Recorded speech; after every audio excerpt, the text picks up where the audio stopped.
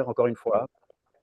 Seigneur, nous nous prosternons devant toi, Seigneur. Nous sommes devant ton trône et nous sommes là et nous voulons que tu nous parles. Ce n'est pas encore une étude théologique que nous voulons, Seigneur, mais nous voulons des choses qui viennent de ton esprit. Par le nom de Yeshua, Seigneur. Parle-nous ce soir. Donne-nous exactement ce qu'il nous faut, Seigneur. Pas seulement pour une connaissance intellectuelle, mais afin que nous vivions ces choses par le nom de ton Fils Yeshua.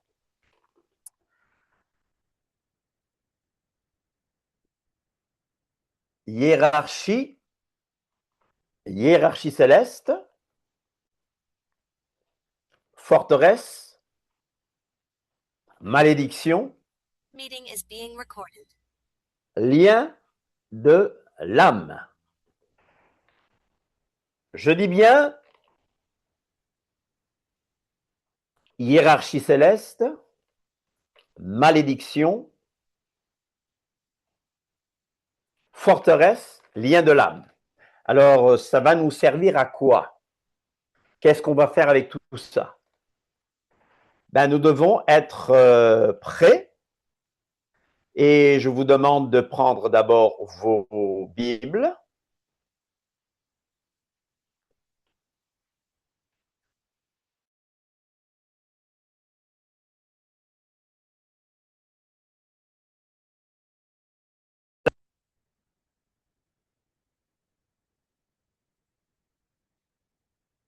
Alors, je répète un peu le titre pour un bon démarrage, hiérarchie céleste. Alors, on va se poser les questions. Y a-t-il vraiment une hiérarchie céleste? Y a-t-il une hiérarchie céleste? Alors, on va voir ce que dit la tradition rabbinique, la chrétienté catholique, orthodoxe, et surtout, ce qui nous intéresse, c'est ce que disent les Écritures. Là, on peut dire un Amen. Alors, si vous avez vos Bibles, vous pouvez ouvrir vos Bibles dans Éphésiens 1. Dans Éphésiens 1, il est question de toutes ces bénédictions spirituelles que nous avons dans les lieux célestes. Béni soit Dieu, béni soit Elohim, le Père de notre Adon Yeshua HaMashiach, qui nous a bénis de toutes sortes de bénédictions spirituelles dans les lieux célestes. Je vous ai rappelé qu'Éphésiens commence en étant assis. Et nous allons le revoir.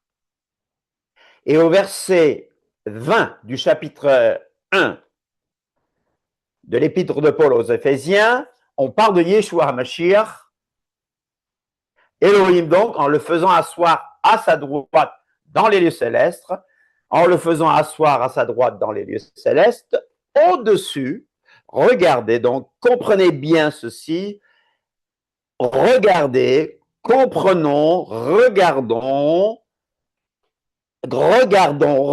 bien le texte. Regardez là où Elohim a fait asseoir son propre fils. Au-dessus de toute domination. Au-dessus de toute domination. Ce mot domination est souvent traduit par principauté. En grec, c'est arché ou archès. De toute autorité. Exousia, exousias, de toute puissance, dynaméos ou dynamis, de toute dignité, c'est-à-dire seigneurie. Le mot grec, c'est kuriotétos. On l'appelle aussi vertu. Donc, regardez bien où Yeshua est assis. Dans les lieux célestes, au-dessus de toute domination, au-dessus de toute autorité, au-dessus de toute puissance, au-dessus de toute dignité. Je vous rappelle ceci. Dans Éphésiens 2, je rappelle que le thème d'Éphésiens 2, c'est le salut par la grâce. Le salut par la grâce. Nous n'avons jamais enseigné un salut par une liste de règles ou par des rites. Nous ne l'avons jamais enseigné. Le salut est par la grâce. Mais là, encore une fois, Paul revient et dit que l'Éternel, donc Dieu, Elohim, nous a ressuscités ensemble, donc avec Yeshua, et il nous a fait asseoir ensemble dans les lieux célestes, donc en Yeshua. Où sommes-nous assis? Si je vous pose la question, où sommes-nous assis en Yeshua? Dans les lieux célestes. Si nous sommes assis avec Yeshua dans les lieux célestes, nous sommes donc au-dessus des autorités, des dominations.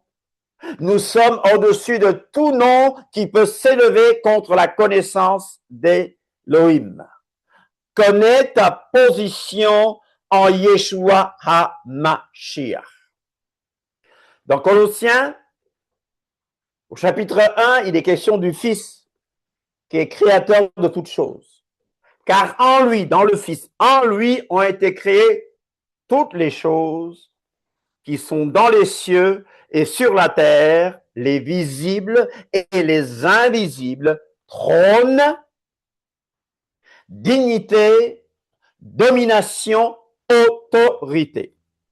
Donc c'est Yeshua qui a créé toutes ces choses. Voilà ce que la Bible nous apprend. Je n'ai pas le temps cette fois, mais une prochaine fois, nous irons voir ce que la vision d'Ézéchiel nous apprend sur les chérubins et sur toutes ces choses. Il y a de beaux dessins, mais on n'a pas le temps pour cette fois. On le verra une prochaine fois. Alors, on parle d'abord de hiérarchie céleste. Est-ce que la Bible nous parle d'anges de rang supérieur? Alors, une des explications de nos amis catholiques, par exemple, c'est que les anges de rang supérieur possèdent plus de pouvoir et d'autorité que ceux de rang inférieur. Et les différents rangs se distinguent par leur apparence. Vous voyez? Donc là, ils mettent l'accent sur l'apparence, notamment par le nombre d'ailes ou de visages. Le nombre d'ailes ou de visages. Je vous rappelle que les séraphins ont 6 ailes, n'est-ce pas? Les chérubins ont 4 ailes. Et souvenez-vous que dans la vision d'Ézéchiel et même dans l'Apocalypse, on voit 4 visages chez ces êtres chérubaniques. Le mot n'existe pas. OK? Alors, on va voir quelle est la hiérarchie céleste dans le judaïsme rabbinique. Dans le judaïsme rabbinique. La hiérarchie angélique juive, rabbinique, s'inspire bien sûr des écritures hébraïques, donc de ce qu'on appelle l'Ancien Testament, mais aussi du Talmud, de la littérature rabbinique, de la tradition, de la liturgie juive traditionnelle, et on va même voir des choses qui viennent du livre d'Enoch, etc. Mais dans la tradition juive, il est souvent question de 10 rangs. Par exemple, Maïmonide, dans la Mishneh Torah, recense 10 rangs d'anges. Donc, quand on parle de Zohar, etc., donc voilà un peu comment il présente les anges. Alors, on va les voir un peu. Donc, dans le judaïsme rabbinique, le premier rang, ou la première catégorie d'anges, ce sera les chayot. J'explique. Chayot, ou les chayot hakodesh, c'est-à-dire des êtres vivants saints, des êtres vivants. On les trouve dans Ézéchiel. Hein? Dans Ézéchiel 10, les êtres vivants, des chayot. Nous verrons des dessins, des images d'Ézéchiel 1 et 10 une prochaine fois.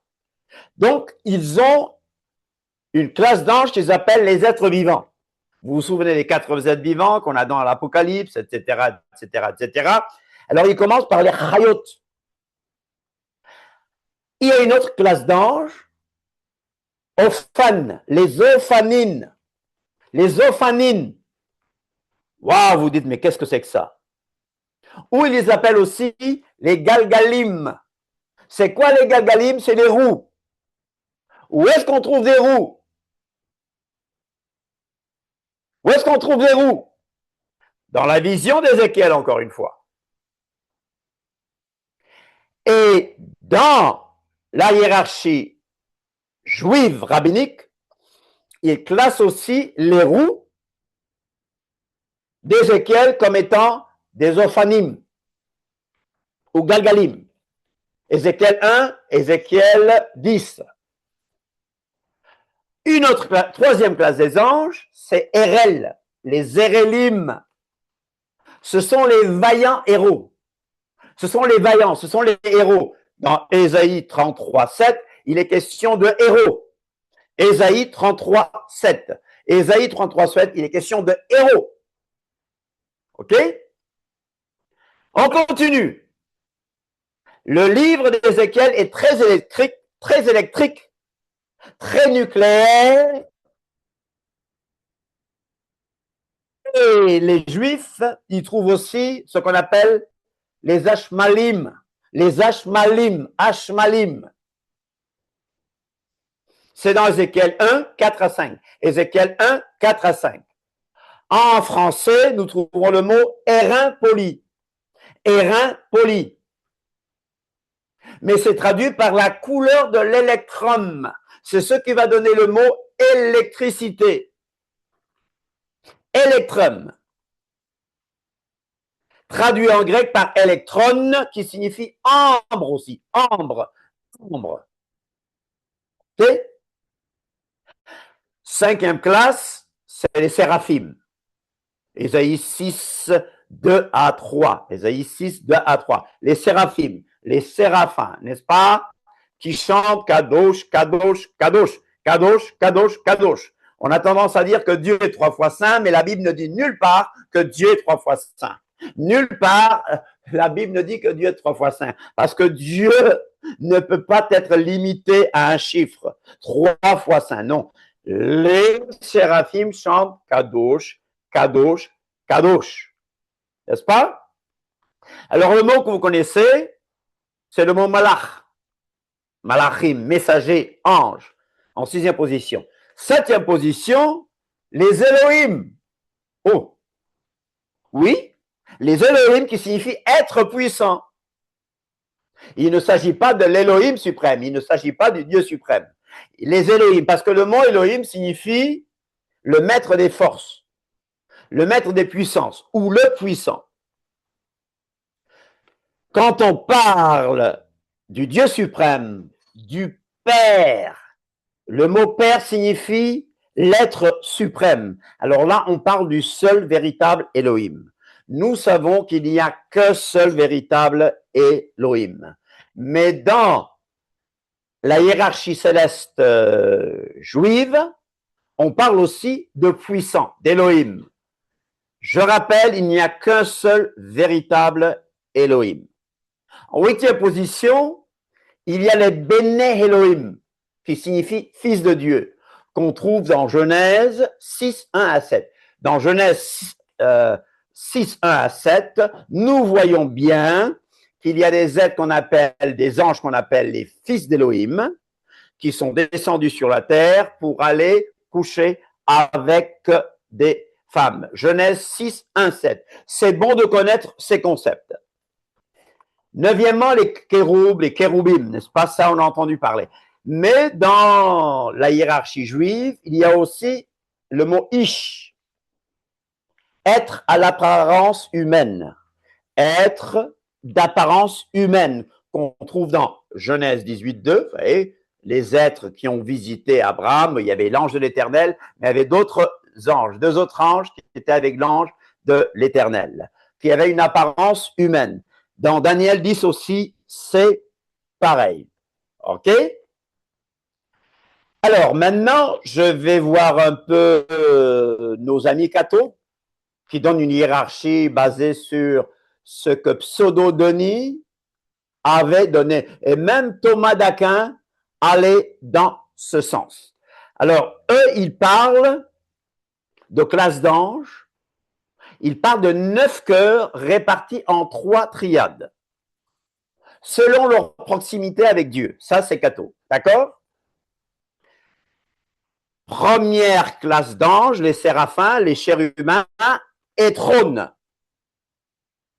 D'après eux, ça forme la triade supérieure, suivie par les dominations, les vertus et les puissances.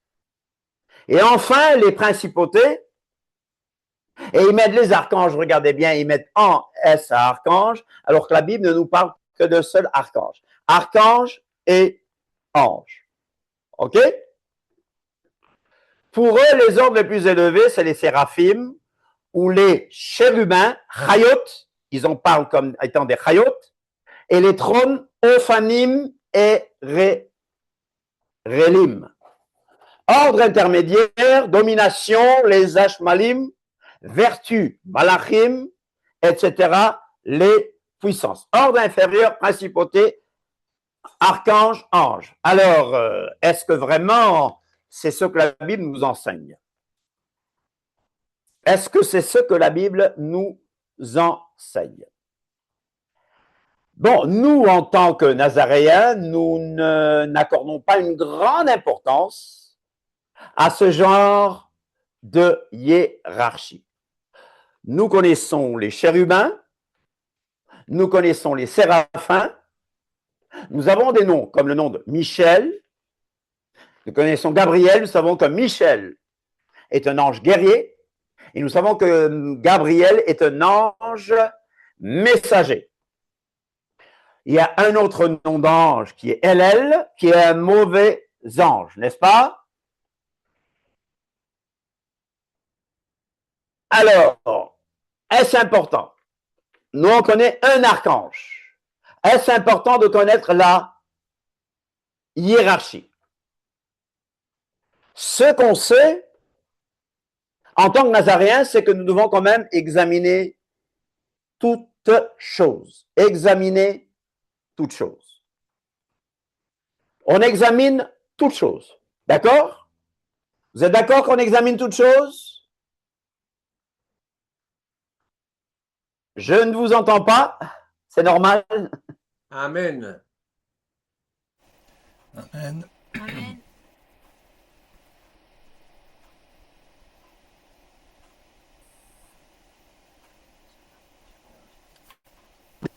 Nous sommes en guerre spirituelle, n'est-ce pas?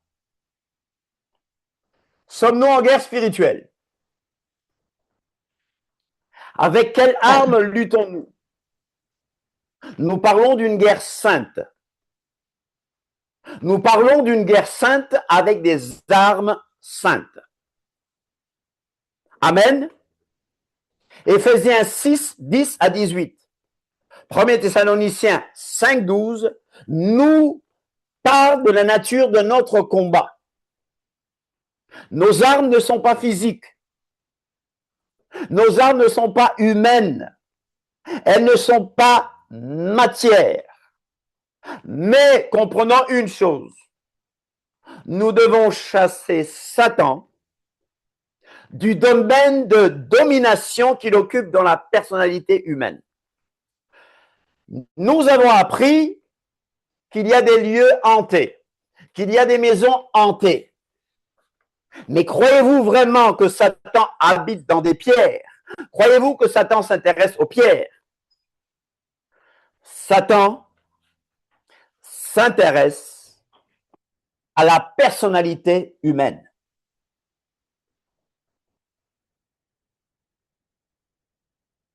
Alors, on va voir ce que cette étude de hiérarchie nous enseigne. On parle de stratification, de classification d'anges. On a appris que chaque ordre tire son nom principalement de ce qu'il a reçu. On parle de premier degré. moi, je mettrais plutôt l'archange, le chef des anges, dans ce premier degré. Les séraphins, les chérubins, etc. Ceux-là qui approchent Dieu facilement. Mais je continue pour vous dire que nous ne devons pas baser notre doctrine sur des choses inventées.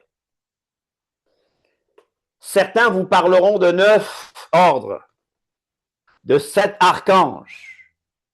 Oublions cela. Revenons à la parole de Dieu.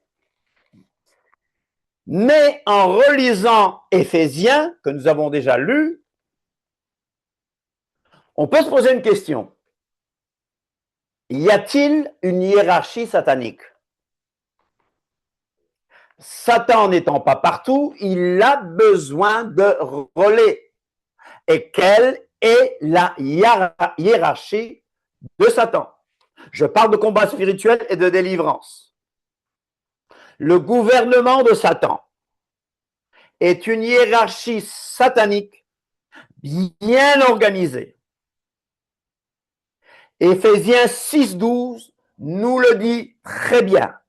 Une hiérarchie satanique bien organisée. Les bons anges, nous savons qu'ils sont avec nous. Ceux qui sont avec nous sont plus nombreux que ceux qui sont contre nous. Les bons anges combattent pour nous. Les bons anges nous font du bien.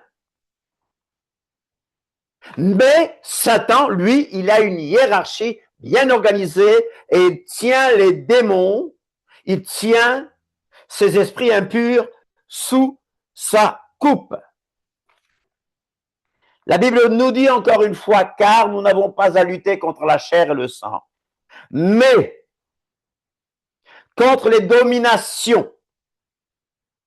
Les dominations, on en a parlé tout à l'heure, contre les autorités, contre les princes de ce monde des ténèbres, contre les esprits méchants dans les lieux célestes.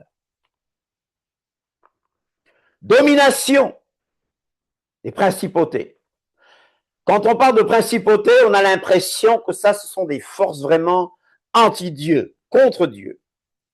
Et la principauté contrôle une certaine région géographique. En faisant une cartographie spirituelle, on peut voir qui ou quel démon, quelle principauté contrôle telle ou telle partie du monde. Il y a des endroits où on parle de génie protecteur. La ville où j'ai vécu avait des génies protecteurs et les gens connaissaient leur nom. Et le nom de ce génie protecteur, c'était « Là où je suis, je reste », avec un mot wolof. Voilà pourquoi il nous était très difficile d'avoir des terrains pour construire des maisons de prière. Là où je suis, je reste. C'était le génie protecteur de la ville où j'ai vécu longtemps. Les principautés ou génie protecteur, ce n'est pas un mot biblique, contrôlent une certaine région géographique. Exemple biblique, le chef du royaume de Perse. Le chef du royaume de Perse. Le mot grec, c'est arkas, arché. Je l'ai dit tout à l'heure. Ce sont donc des principaux dirigeants, ce sont des leaders puissants qui sont sous l'ordre d'esprits impurs. Laissez-moi vous rappeler que la Bible nous parle d'esprits impurs 22 fois. Les dominations, les principautés contrôlent certaines régions géographiques à travers des dirigeants, des chefferies traditionnelles, des leaders politiques puissants, mais sous ordre d'esprits impurs. Qu'est-ce qui plane sur l'Iran en ce moment? Qui était la Perse. Quel esprit plane sur l'Iran en ce moment? Et je vous pose la question, savez-vous quelles sont les principautés qui contrôlent votre pays, votre région, votre ville, votre village? Le savez-vous? Avez-vous essayé de faire une étude de ces choses? Avez-vous compris? Le Saint-Esprit vous a-t-il révélé quelles sont les principautés qui contrôlent vos vies? Je parle de combat spirituel et de délivrance.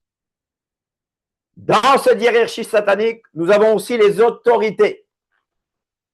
Le grec, c'est exousias. Exousias. Dans la hiérarchie céleste rabbinique, ils mettent les Elohim. Mais nous savons que ces Elohim-là sont de faux dieux. Derrière les statues, derrière les idoles, il y a de faux dieux. Une statue n'a aucune puissance, elle ne peut pas parler, mais c'est la puissance. C'est le faux Dieu. Derrière cette statue, c'est ce Dieu-là, faux derrière cette statue, qui donne la puissance démoniaque. Donc celui qui s'agenouille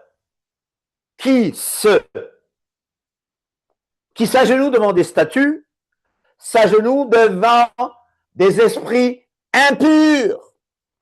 Même si c'est la statue de la Vierge Marie, même si c'est la statue du Christ. Bernard nous a bien interpellé tout à l'heure avec ce soldat israélien qui a détruit une statue, mais pour des raisons politiques. Voilà. Oh, le monde en a fait un tollé parce que c'était un juif. Mais comme on a dit, et ces barbus qui ont détruit les statues de la Vierge Marie, est-ce qu'on en parle? Mais pour nous, une statue doit être détruite. Je ne vais pas aller chez les gens pour aller détruire leur statue. Il y a un jeune qui s'était converti en Afrique avec nous et il a compris une chose, que les statues étaient mauvaises. Il est allé chez lui, il a essayé de casser toutes les statues. Je dis non, non, non, c'est pas comme ça. Il faut du tact. On ne peut pas forcer les gens. On ne peut pas aller casser les statues n'importe où. D'accord? Alors, mais derrière ces autorités, il y a Baal, les Astartés, Mammon, le dieu de l'argent, le dieu des richesses, et aussi ceux qui ont le pouvoir, la puissance, ceux à qui on donne un nom de pouvoir. Donc derrière les hommes politiques, il y a très souvent des démons. Ah, mais il faut se soumettre. On se soumet à l'institution tant qu'elle ne contredit pas la parole de Dieu. Mais nous avons compris une chose, que nous sommes dans un monde de lâches. Ce n'est pas la justice qui compte, c'est l'argent qui compte. Les promesses d'Elohim sont oui et amen. Pas oui et non. Comme Trump. Trump, c'est oui et non. On ne va pas faire politique. Hein. Mais derrière les hommes politiques, derrière les systèmes politiques, il y a des autorités sataniques. On se bat contre quoi? Paul nous le dit. Contre les princes de ce monde des ténèbres. Contre les princes de ce monde des ténèbres. Contre les princes de ce monde des ténèbres. Je suis toujours dans Éphésiens 6, 12. Contre les princes de ce monde des ténèbres. En grec, c'est cosmokrator, skotos. Cosmokratoras tous, skotus. Voilà contre quoi on se bat. Prince du monde des ténèbres. C'est les souverains du monde. C'est des esprits impurs, relayés, aidés par des agents humains. Ce sont les dirigeants qui président sur les régions d'ignorance et de péché. Encore, vous voyez? Nous ne luttons pas contre des êtres humains, mais nous luttons contre des esprits méchants dans les lieux célestes. Des esprits méchants dans les lieux célestes. Le grec, c'est pneumatikos poneria, epuranios. Voilà contre quoi nous luttons. Pas contre les êtres humains. Satan a une hiérarchie bien organisée. Et Satan participe à l'établissement de forteresses. Forteresse, tout le monde dit forteresse. C'est quoi une forteresse? Sur le plan biblique. Amen. Merci Christo. C'est quoi une forteresse quand on parle de délivrance? 2 Corinthiens 10, 4. 2 Corinthiens 10, 4. 2 Corinthiens 10, 4 nous dit clairement que nous devons renverser ces forteresses. Alléluia. C'est quoi des forteresses? 2 Corinthiens 10, 4. Car les armes avec lesquelles nous combattons ne sont pas charnelles. Alléluia. Mais elles sont puissantes pour renverser des forteresses. Nos armes, qui sont la prière, nos armes, qui sont l'épée de l'esprit, la parole de Dieu, nos armes, qui sont la foi, le bouclier de la foi, sont puissantes pour renverser des forteresses. C'est quoi une forteresse? Un endroit difficile d'accès. Tout le monde dit un endroit difficile d'accès. Un lieu fortifié. Un lieu construit par Satan, oui. Lieu spirituel, bien sûr, mais il va se baser sur des hommes construits par Satan pour s'exalter contre la connaissance et les plans d'Élohim. Les forteresses, c'est aussi un état mental, caractérisé par un désespoir. Un désespoir qui peut pousser le croyant à accepter quelque chose qui est contraire à ce qui est la volonté de Dieu. Dis à quelqu'un, il y a des croyants qui ont des forteresses en eux. État mental, état spirituel, désespoir. Je sais que c'est pas bon, mais je n'arrive pas à m'en sortir. Paul nous dit qu'il faut les renverser, ces forteresses-là. Il faut les démolir. 1 Jean 3,8 nous dit que Yeshua est apparu afin de détruire les œuvres du diable. Dis à quelqu'un que Yeshua est venu faire une œuvre de destruction. Ah, moi je croyais qu'il était venu construire. Non, il est venu détruire les œuvres du diable. Il y a des forteresses personnelles, il y a des forteresses idéologiques, il y a des forteresses territoriales, il y a des forteresses politiques, il y a des forteresses économiques. L'Iran est une forteresse sur tous ces plans-là. Mais on ne va pas loin. Restons en nous d'abord, avec les êtres humains. Il y a des forteresses personnelles, des choses impures, des péchés par lesquels Satan influence habituellement les pensées, les sentiments, les attitudes et les comportements. Je vous rappelle que mon petit livre s'intitule La délivrance des esprits impurs et des émotions nocives. Esprit impur, mais aussi des émotions nocives. Il y a des forteresses idéologiques. La domination de Satan sur le plan philosophique, c'est la domination donc de Satan sur le plan philosophique, religieux, dans le but d'influencer les sociétés humaines,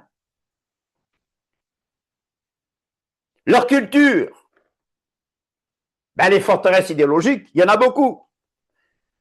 La théorie de l'évolution, le matérialisme, qui est très fort maintenant, l'athéisme, le wokisme, l'islamo-gauchisme, etc., etc., etc. Nous renversons, 2 Corinthiens 10:5, nous renversons les raisonnements et tout auteur qui s'élève contre la connaissance d'Élohim et nous amenons toute pensée captive à l'obéissance de Mashiach. Il y a des forteresses territoriales. Il y a des hiérarchies démoniaques envoyées par Satan, sous l'emprise de Satan, pour influencer et contrôler des nations. Exemple, le prince du royaume de Perse. Daniel 10:13, le prince du royaume de Perse. Le prince du royaume de Perse. Ce qui se passe en Iran, les gens nous disent, Trump est là pour le pétrole. On ne peut pas le nier. Hein. Trump aime le business. Mais si tu me dis que c'est une question de pétrole uniquement, tu n'as rien compris. Le prince du royaume de Perse, le régime des mollahs, avait rejeté le mot perse. Non, nous sommes islamiques, nous sommes musulmans. Ils sont en train de refaire référence au royaume de Perse. Surtout que Trump a dit qu'il allait détruire une civilisation. Waouh, ça lui a échappé, ça. Mais nous sommes dans un combat spirituel. Je parle de forteresse. Les communautés, les familles sont influencées. Certaines forces démoniaques se massent à différentes régions. Ah bon? Mais tu nous as dit tout à l'heure que c'est pas les endroits que le diable possède. Oui, oui, je vous dis que c'est pas une question de maison hantée. C'est pas une question de lieu. C'est l'autorité qu'on donne au diable dans notre personnalité. Mais les démons se massent à différentes régions pour intensifier certains types de mots. Et je donne un exemple. Est-ce que vous avez déjà entendu parler de la fenêtre 10-40? La fenêtre 10-40 va de l'Arabie jusqu'en Afrique de l'Ouest. Et si vous voyez bien, ce sont des zones désertiques. Ce sont des zones où le christianisme, où le nazarénisme n'a pas beaucoup pénétré. Avez-vous remarqué 10-40? 10-40. Émanation aride fait partie de cette fenêtre 10-40. C'est la fenêtre où il y a moins de gens qui se donnent au Seigneur. C'est sec, c'est aride, et les démons aiment particulièrement cette zone. Alors, certaines villes sont des forteresses d'idolâtrie. Pargame, mais allez en Inde. J'ai été en Inde. En Inde, il y avait, de mon temps, il y avait 3 millions de dieux. 3 millions d'Élohim. Même les rats étaient dieux. J'ai même vu un lieu où on adorait des rats. Bon, vous savez qu'on adore les vaches et tout. Certaines villes sont des lieux de péché sensuel, où l'argent. Certains lieux sont des lieux où il y a des esprits religieux. Dans la Bible, nous avons l'exemple de Pergame dans l'Apocalypse. Je rappelle que nos armes spirituelles sont puissantes pour renverser les forteresses. 2 Corinthiens 10,4.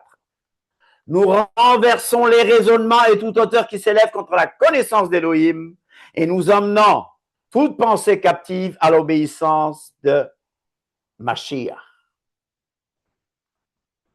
Les armes qui nous servent à lutter ne sont pas des armes humaines. Revêtez-vous de toutes les armes de Dieu. Parce que leurs forces viennent de Dieu, leurs forces viennent d'Élohim pour détruire tout ce qui résiste. Nous détruisons les façons de penser qui sont fausses. Nous renversons tous les raisonnements que les orgueilleux opposent à la connaissance de Dieu. Nous voulons changer l'esprit des gens pour qu'ils obéissent à Yeshua. Yeshua est apparu pour détruire les œuvres du diable. Il faut renverser et démolir les forteresses sataniques.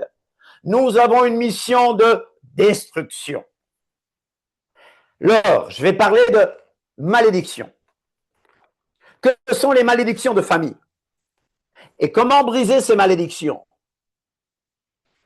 Les malédictions de famille ou les malédictions familiales sont contractées par un contact avec les forces occultes. Lévitique 19, 31, Josué 24, 14 à 15, Psaume 37. Ces malédictions de famille sont transmises aux générations futures.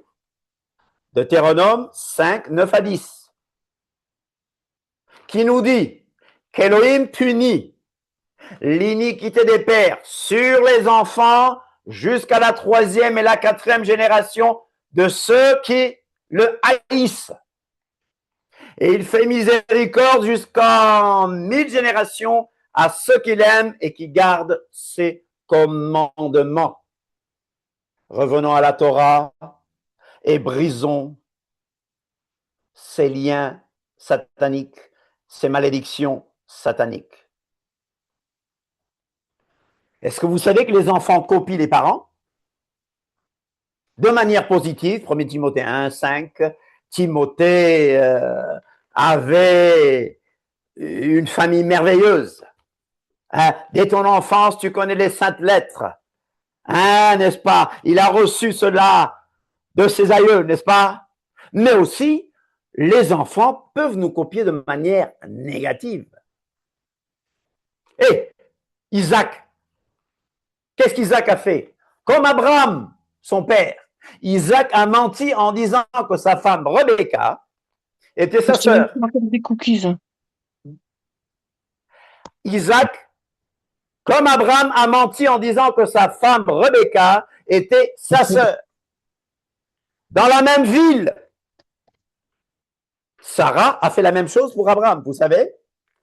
Abraham a menti en disant que Sarah était sa sœur dans 2 lieux principaux selon Genèse. En Égypte, oui, Genèse 12, 10 à 20, auprès de Pharaon, mais aussi à Guérar. Là, Isaac a fait la même chose. La peur, dissimulation, ils ont peur. Isaac à Guérar, Genèse 26, 6. Isaac à Guérar, lorsque les gens du lieu faisaient des questions sur sa femme, il disait « c'est ma sœur », car il craignait en disant « ma femme » que les gens du lieu ne le tuassent parce que Rebecca était belle. Jacob aussi avait un esprit de tromperie. Yaakov, celui qui tient le talon. Voilà pourquoi Dieu l'a changé. Il a même changé son nom. Les malédictions familiales doivent être brisées pour ne pas être transmises aux enfants. Amen. Il est impératif de briser les malédictions de famille. Il est impératif. De Corinthiens 6, 14 à 18, Proverbes 26, 2, Galates 3, 13. Il est impératif de les briser. Comment briser ces malédictions? Comment les briser? D'abord, allons à la racine satanique. On va à la racine satanique. Et on dit non, il faut une séparation totale. Débarrassez-vous de tout objet satanique, de gris-gris, de talismans, de fétiches, de livres occultes, de livres d'occultisme. Jetez-les. Allez à la racine déjà. Séparez-vous de toutes ces choses qui vous lient au monde des ténèbres. Établissez un nouvel héritage par une affirmation verbale continuelle. Je suis béni de toutes sortes de bénédictions spirituelles dans les lieux célestes. La malédiction sans raison et sans effet. Alléluia. Brisez tout accord, tout pacte, toute alliance avec les esprits familiers. Les esprits familiers, c'est quoi les esprits familiers? Ce sont ces esprits qui vous connaissent. Ce sont ces esprits qui vivent dans votre entourage. Ce sont ces esprits même qui imitent les personnes décédées, qui imitent leur voix, qui imitent leur apparence. Et il faut établir de nouvelles habitudes basées sur la parole de Dieu. Le diable n'a rien en moi. Yeshua disait. Moïse a dit pas un ongle, rien, rien. Brisez tout accord, tout pacte, toute alliance avec les esprits familiers. Brisez, brisez, brisez. Il n'y a rien en moi, on ne garde rien, pas un livre, pas un souvenir, pas une photo. Alors qu'appelle-t-on les liens de l'âme? Qu'est-ce qu'on appelle les liens de l'âme? Les liens de l'âme sont des servitudes de personnalité. Je m'explique. Des servitudes de personnalité. Des esclavages de personnalité. Parce que certains sont possédés par des démons, mais beaucoup sont possédés par des hommes et femmes. Hein. Il y a des gens qui sont possédés par des gens. Mais ces liens-là, ces liens de l'âme, ouvrent la porte aux oppressions démoniaques. Tu es possédé par quelqu'un, tu te mets donc sous la coupole du diable et des esprits méchants. Ces liens proviennent de personnes de forte personnalité. Les manipulateurs,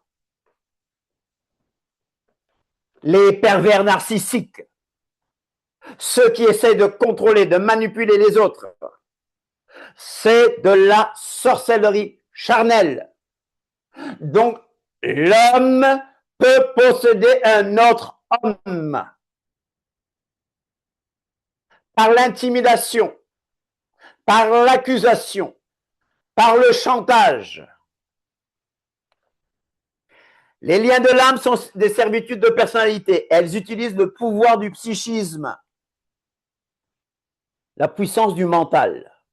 Le but est de contrôler, de manipuler les émotions, le sentiment religieux.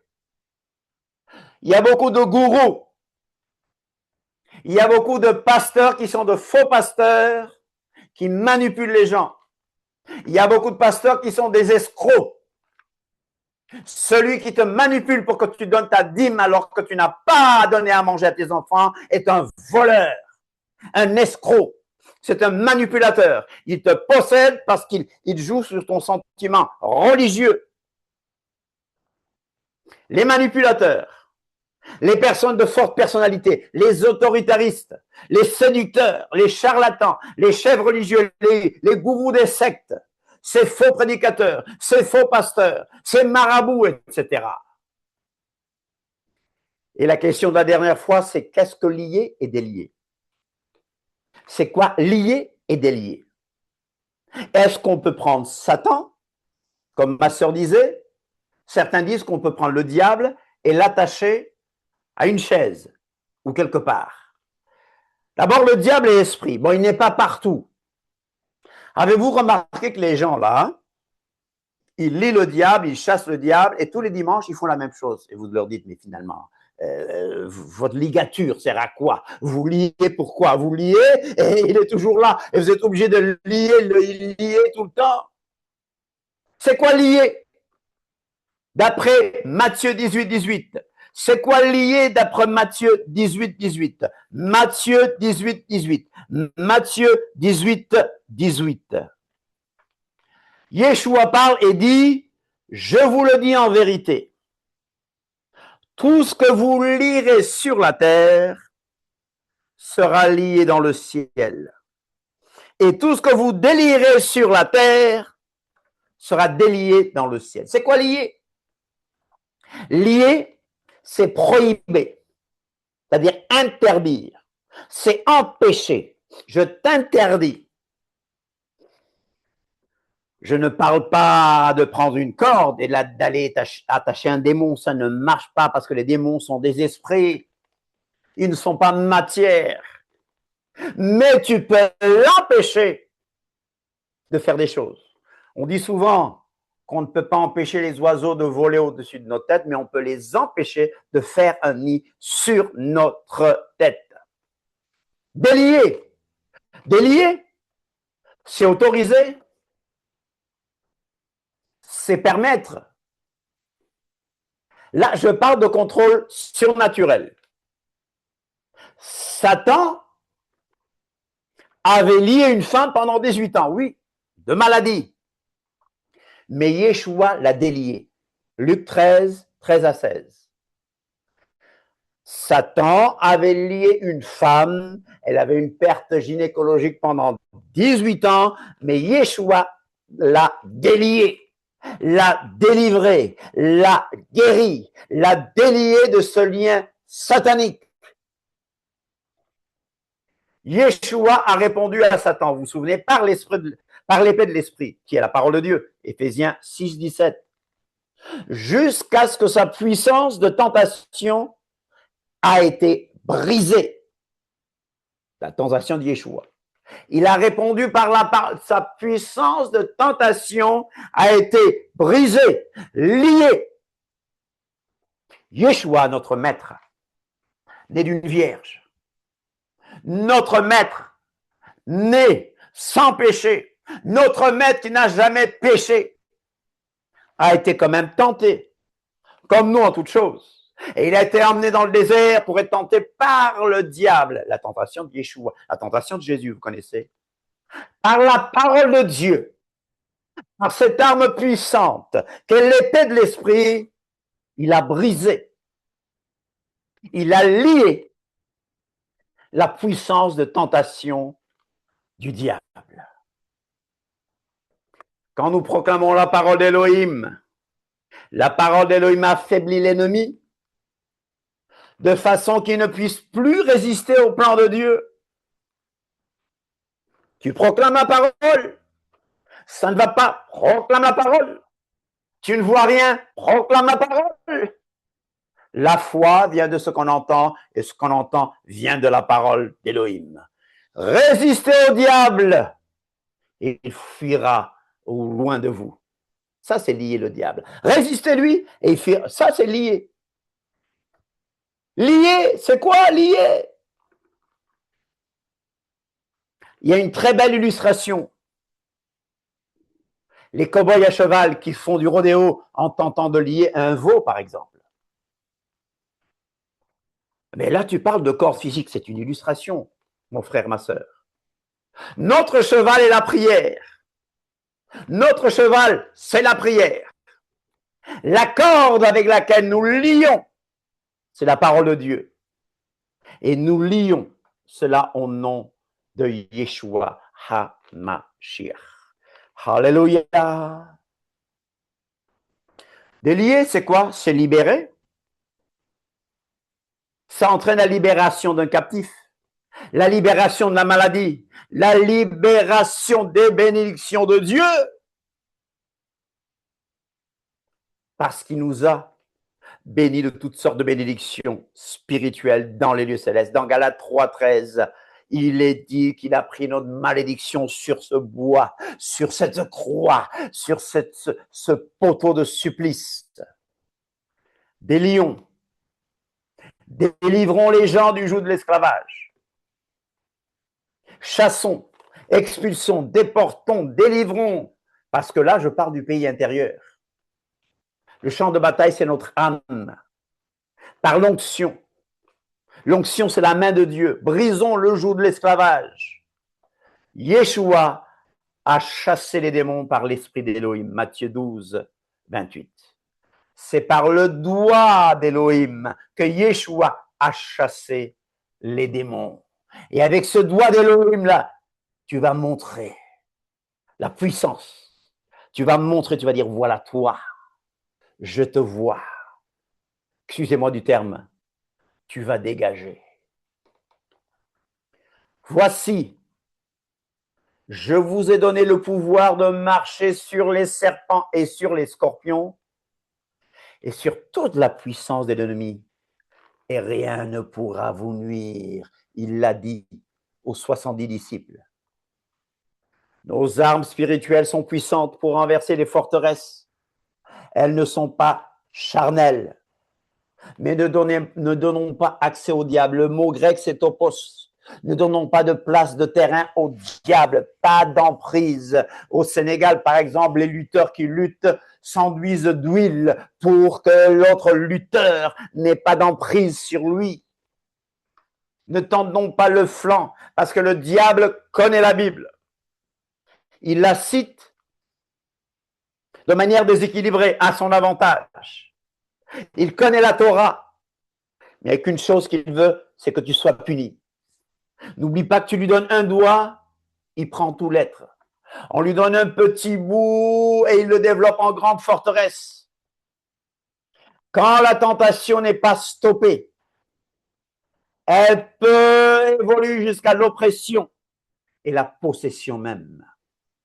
N'ignorons pas les points du diable, n'ignorons point les plans du diable, n'ignorons point les points du diable, renversons les forteresses. Et je vais terminer avec la stratégie de Goliath, de David contre Goliath. Regardez, la stratégie de David contre Goliath était quoi? C'était d'identifier et de cibler l'homme fort. Quel est le problème ici? Quel est l'homme fort ici? C'est Goliath. Et l'homme fort, c'est un type de Satan ou du démon dominant ou des principautés. C'est la cause principale de tel ou tel problème. Lier l'homme fort, Matthieu 12, 29. Yeshua nous parlait de lier l'homme fort. Lorsqu'un homme fort et bien armé garde ses maisons, ce qu'il possède est en sécurité. Mais si un plus fort que lui survient et le dompte, il lui enlève toutes les armes dans lesquelles il se confiait et donc il distribue ses dépouilles. Quand un homme fort et bien armé garde sa maison, ses richesses sont en sécurité. Il n'a pas peur parce qu'il est bien armé. Mais quand un homme plus fort que lui arrive, le plus fort est vainqueur. Il prend même les armes de l'homme fort et il distribue tout ce qu'il a pris. Lié l'homme fort. David n'avait pas de puissance charnelle, physique contre Goliath. D'ailleurs, il n'arrivait même pas à porter la lance, la tenue de guerre qu'on lui avait donnée, n'est-ce pas? Mais il savait qu'il fallait régler ce problème-là. Lier l'homme fort et piller ses biens. Identifier l'homme fort. C'est quoi l'homme fort? Identifie-le en toi. Le sentiment de rejet, par exemple. Des sentiments d'infériorité. Un esprit de lourdeur. Un esprit de peur. Un esprit de colère. Attaquer. David a su attaquer au bon moment avec 5 pierres. C'était 5 pierres. Il dirige ma main au combat. Et il faut se débarrasser immédiatement des accompagnateurs. David lui a coupé la tête pour être sûr qu'il était vraiment dead. Les accompagnateurs, c'est les autres démons, les pensées et attitudes nocives de l'homme fort. Piller les biens de la maison de l'homme fort. Ces forteresses, je vous le rappelle, sont construites par Satan pour s'élever au-dessus de la connaissance d'Élohim.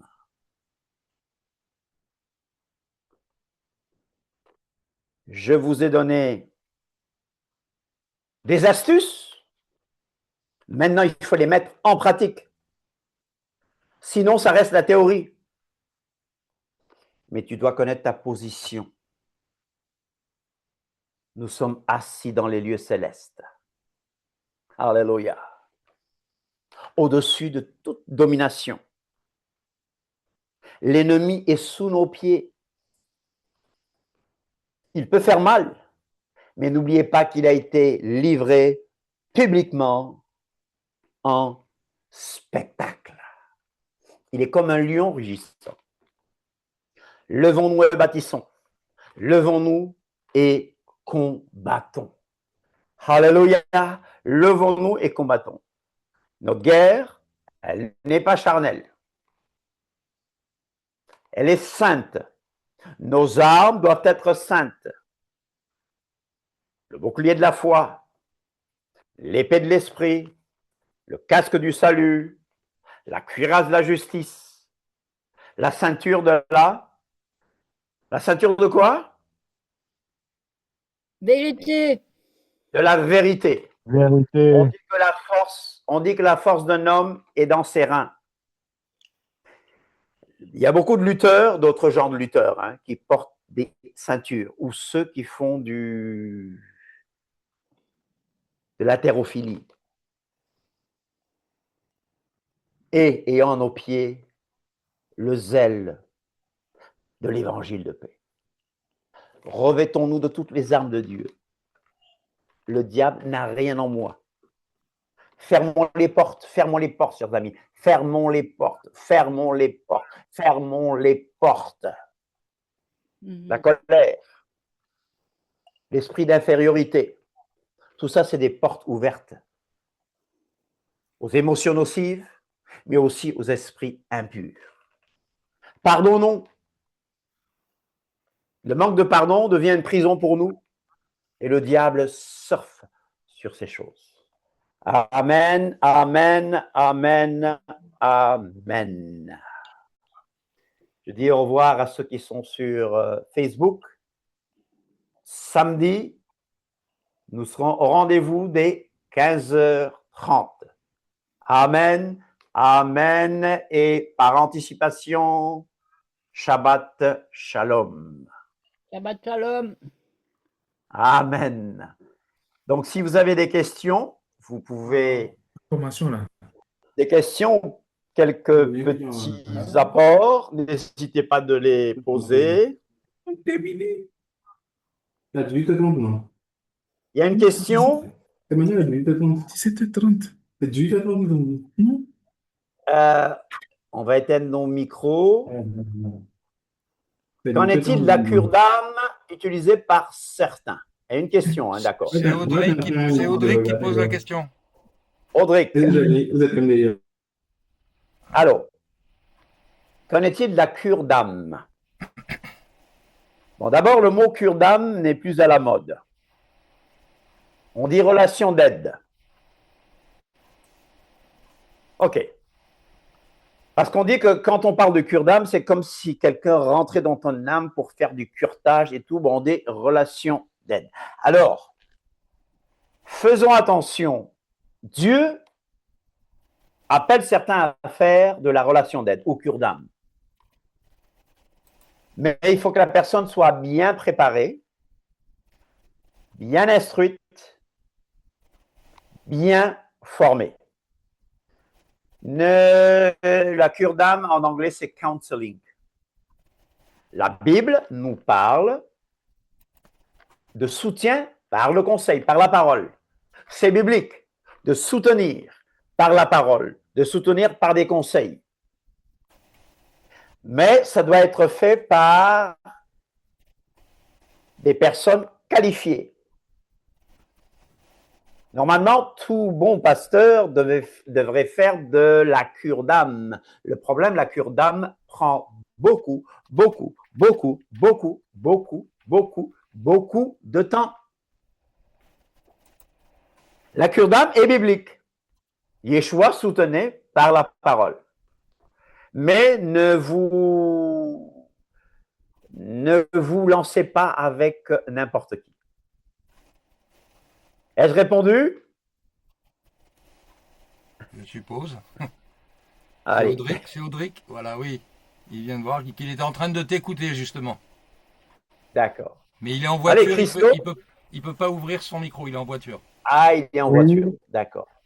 Alors, Christo, c'est oui. pour confirmer ce que je te dis, c'est que après, ça dépend à qui tu en parles, parce que après, suivant ce que tu dis sur toi, parce que tu vas dans ta vie privée d'avant, et puis suivant sur qui tu tombes, l'autre personne peut s'en servir contre toi. Donc, c'est vrai que on a déjà parlé l'autre fois, ayant vécu ce genre d'histoire, personnellement, je le déconseille. Je le déconseille de faire. C'est pour ça que j'insiste. Il faut que ça soit une personne de confiance, bien formée, une personne bien biblique, parce que sinon, les manipulateurs, les gens qui vont utiliser votre histoire contre vous, il y en a beaucoup.